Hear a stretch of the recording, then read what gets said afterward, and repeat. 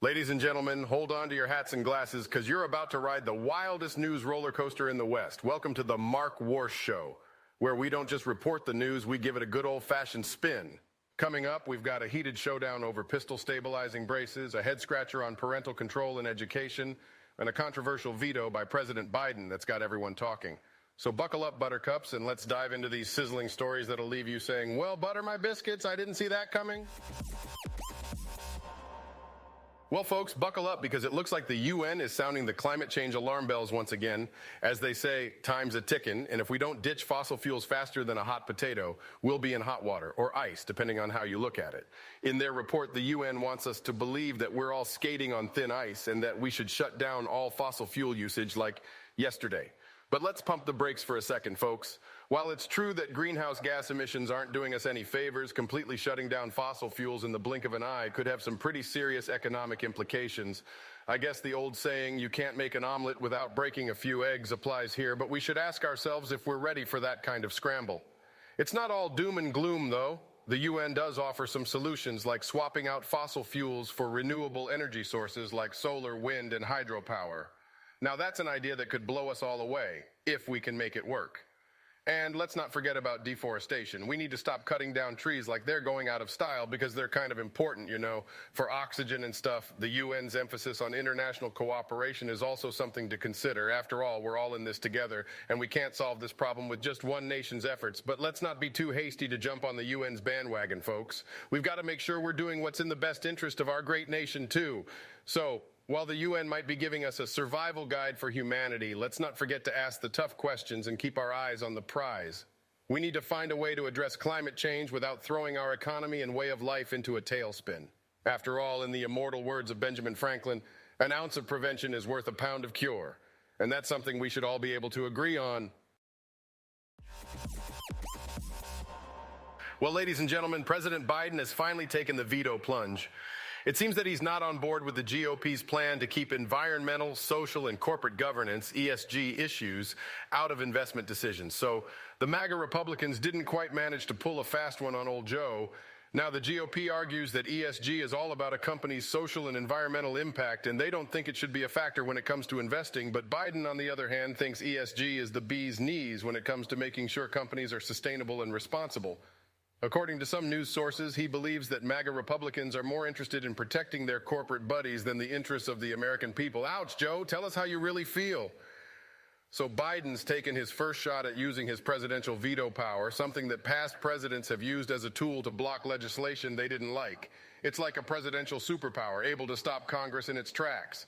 But the question remains, is Biden's veto a slam dunk for the environment, or is he just blocking progress? Critics are saying that this veto could hurt the economy and lead to higher costs for consumers. But on the other hand, some folks are cheering for Biden, saying that the veto was necessary to make sure companies are held accountable for their actions. Let's see how the SVB strategy of big loans for bad ideas has a different outcome this time. It's like a game of political ping pong, folks, and it seems we'll have to wait and see who comes out on top. In the meantime, let's hope that both sides can come together to find a solution that doesn't put the environment and the economy in a head-to-head battle. Because at the end of the day, we all want what's best for this great nation of ours. And as the old saying goes, united we stand, divided we fall. Hold on to your hats, folks, because it looks like we've got a real humdinger coming out of Georgia. Representative Lydia Glaze, a Democrat, has stirred up quite the hornet's nest by suggesting that some parents aren't qualified to have a say in their child's education. I guess that's one way to get folks talking about the Georgia Promise Scholarship Act. Now, this Scholarship Act is aimed at helping Georgia students who have good grades and are eligible for the Hope Scholarship, but still need a little financial boost. It's like giving these kids a leg up, which is something we can all get behind. But Rep. Glaze's comments on parental control have certainly stolen the spotlight. So what's the deal with parents and their role in education? On one hand, parents know their kids better than anyone else. They've seen their strengths, weaknesses, and even know their favorite breakfast cereals.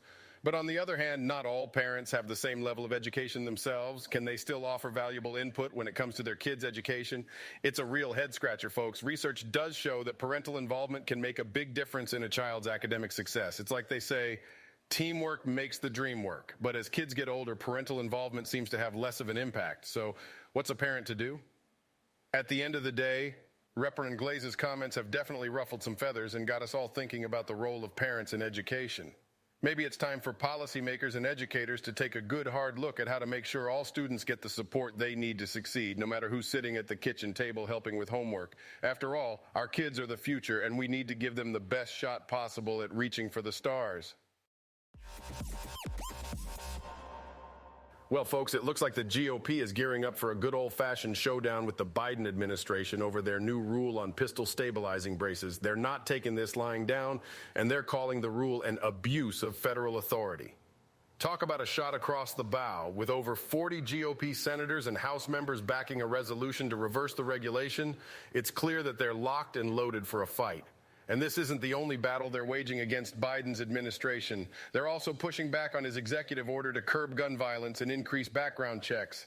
It seems like the GOP is playing a high-stakes game of whack-a-mole with Biden's gun control measures. But wait, there's more. The House Oversight Republicans have issued a memo alleging that the Biden family received a pretty penny, just over $1 million, from a Chinese company, indirectly, of course. They're investigating potential conflicts of interest, and it looks like they're not afraid to dig deep. And just when you thought the GOP's to-do list couldn't get any longer, they're planning to call up the Lower Energy Costs Act, which is essentially their attempt to take a wrecking ball to Biden's energy sector regulations. They've been working for months to dismantle these moves, and they're not stopping now. In a nutshell, House Republicans are going all out to block Biden's new rule on pistol stabilizing braces and push back against his gun control measures.